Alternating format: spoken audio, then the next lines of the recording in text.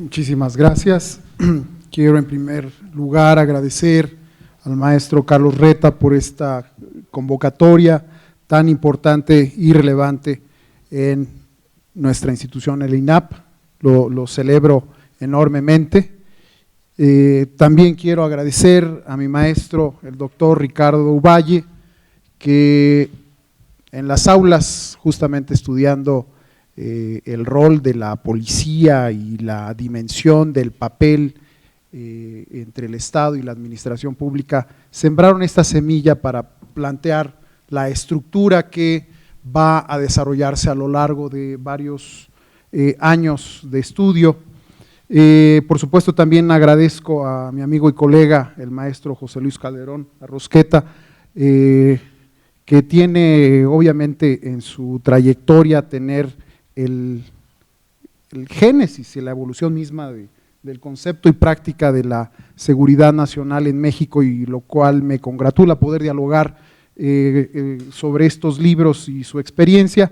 Y también quiero agradecer a la doctora Diana Bicher por los buenos oficios para poder llevar a cabo este evento. Por supuesto, también saludo a las distintas autoridades del INAP, funcionarios, colegas. Muy buenas tardes, noches ya prácticamente. Y bueno, me voy a permitir hacer unos breves comentarios a propósito de estos dos trabajos. Lo que tenía yo en mente, este es básicamente México en el mundo, es mi 10º libro.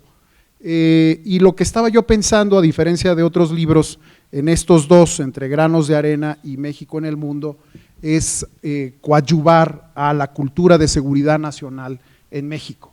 Creo yo que ese es uno de los preceptos fundamentales, y donde el libro Granos de Arena está inspirado justamente en poder abonar con información, con conocimiento a esta cultura.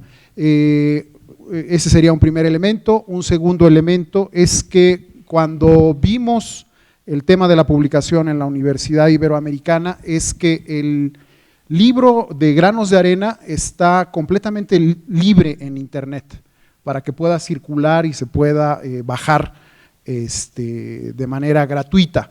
Y este otro libro, México en el mundo, dado que es una coedición, no está completamente libre en internet, y es solamente la introducción y el índice.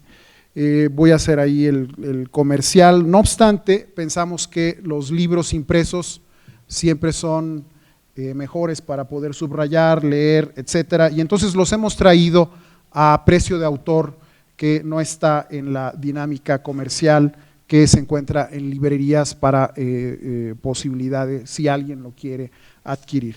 Pero ahora, el siguiente punto es que me propuse elaborar desde mi perspectiva un recorrido sobre la historia de la seguridad nacional en términos de la evolución, y lo trazo en 3 grandes dimensiones: el papel de la historia, cómo se vincula ahí el surgimiento del Estado, luego cómo va cambiando en términos de la formación del sistema internacional, y para llevarlo a las grandes teorías de relaciones internacionales y el debate mundial en función de la seguridad internacional y la seguridad nacional.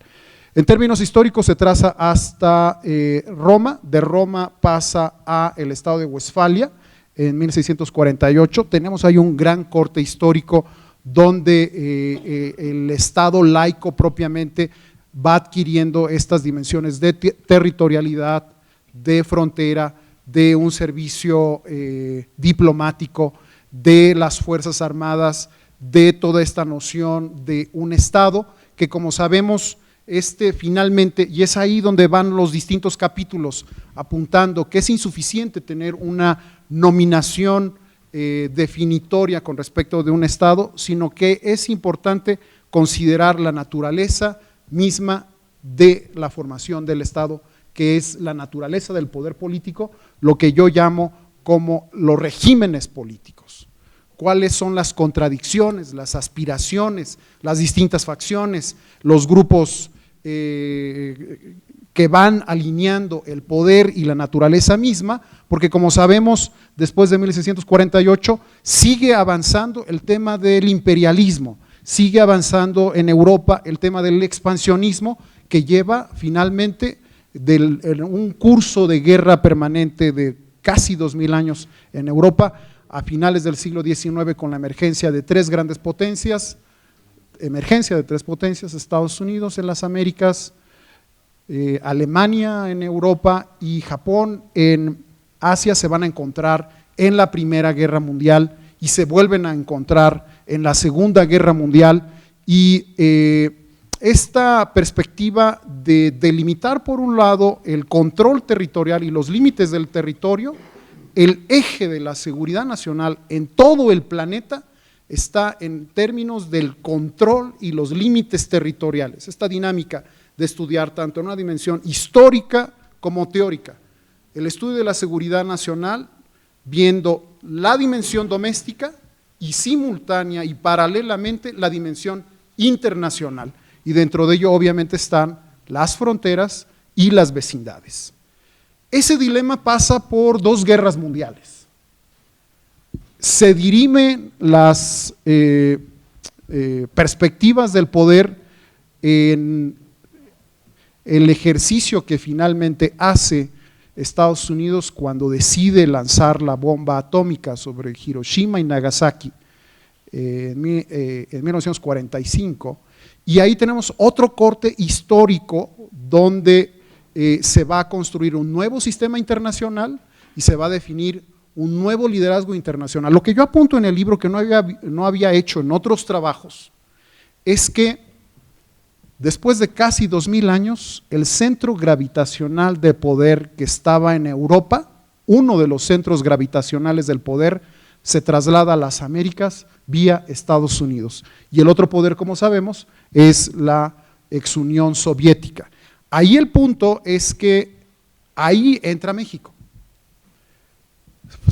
Formamos parte de la política mundial, particularmente desde la Primera Guerra Mundial y la Segunda Guerra Mundial, pero es ya después de 1946 que además tenemos que Estados Unidos es el gran hegemón del sistema internacional y va a definir la arquitectura del sistema internacional vía Naciones Unidas, vía la OTAN, incluso el financiamiento para la Comunidad Económica Europea, posteriormente la Unión Europea, y como sabemos, bueno, la ONU está en Nueva York, el Fondo Monetario está en Washington, el Banco Mundial está en Washington, la OEA está en Washington, y entonces el concepto y el poder vienen de la mano de cómo repensar desde México nuestra seguridad nacional en una dimensión geoestratégica.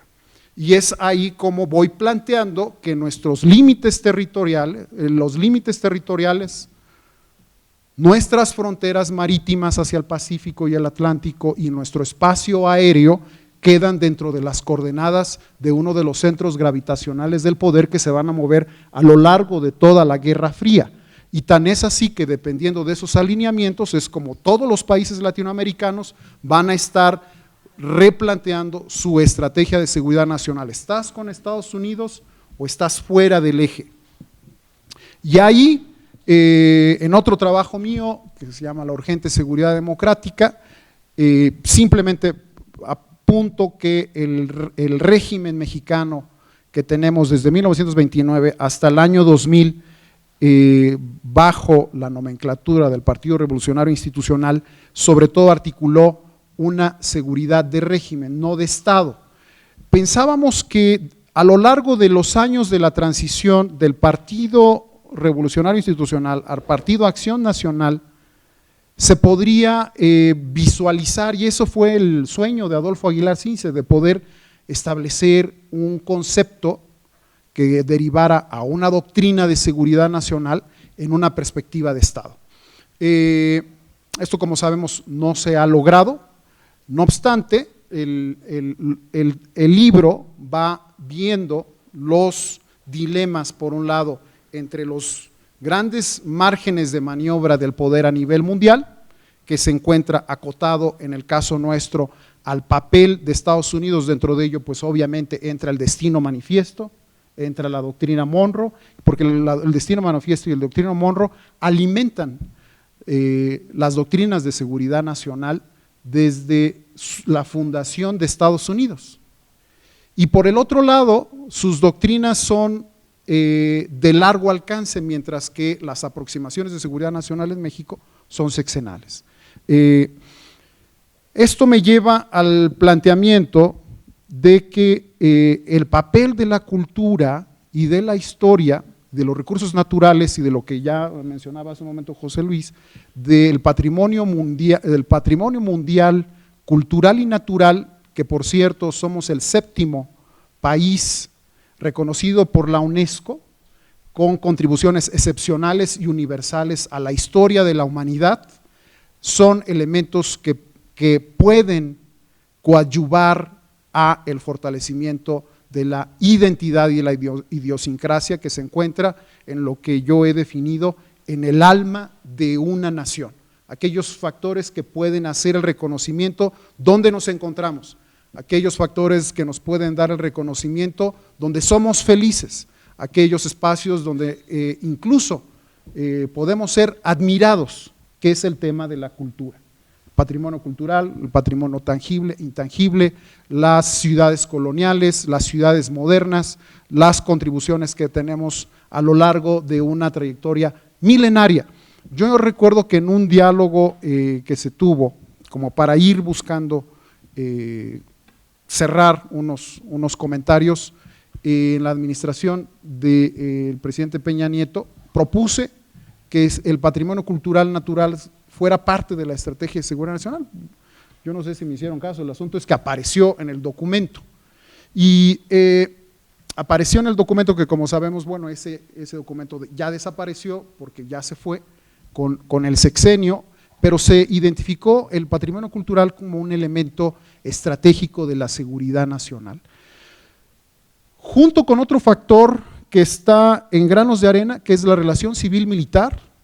Ahí me pongo a analizar los regímenes totalitarios, los regímenes democráticos, los sistemas parlamentarios, los sistemas presidencialistas, las llamadas democracias establecidas y la forma como estos regímenes, en el caso de las democracias consolidadas, han logrado implementar un concepto y práctica de seguridad nacional en el que se pone en el eje los ordenamientos constitucionales, y es en función de ello que se subordinan las fuerzas militares.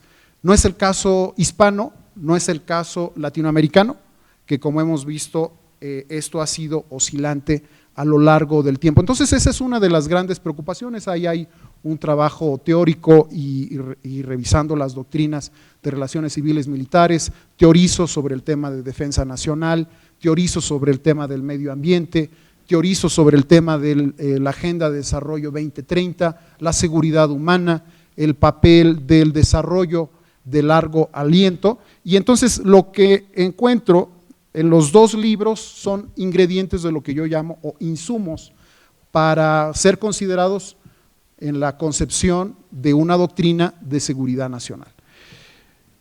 Mi siguiente comentario para ir cerrando es que esta es una gran deficiencia en la historia mexicana. No tenemos una doctrina que indique los intereses permanentes del Estado mexicano, independientemente de quién esté en el gobierno, que pueda darle justamente la dimensión didáctica de las 3 preguntas que organizan este otro libro.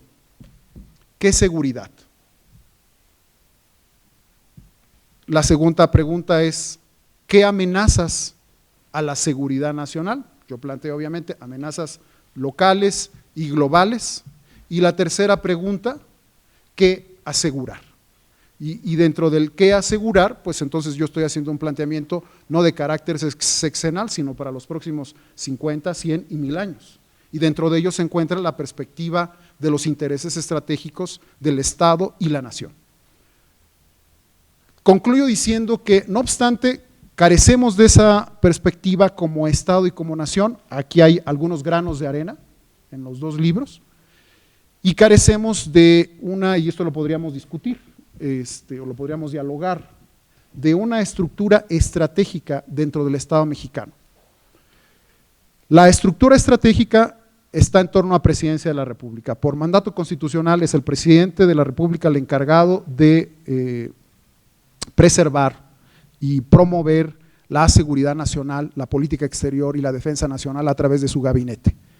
Sin embargo, carece de una estructura permanente, institucional del Estado, que permita conformar los insumos de riesgos y amenazas globales, continentales y transnacionales al Estado en una visión de conjunto, no exclusivamente de la Secretaría de Seguridad Ciudadana o de las Fuerzas Armadas, sino del Ejecutivo, el Legislativo, el Judicial, el federalismo, los estados y los municipios, considerando las fronteras terrestres, las fronteras marítimas y nuestra ubicación geoestratégica. Carecemos de esa estructura permanente en el Estado mexicano. Entonces, finalmente, creo yo, soy un idealista y considero que de alguna manera estos insumos pudieran servir para poder alentar que en el campo del conocimiento y la información hay una serie de ideas y de propuestas que están, en este caso, poniéndose a consideración de nuestro país. Con esto termino. Muchas gracias, señor presidente.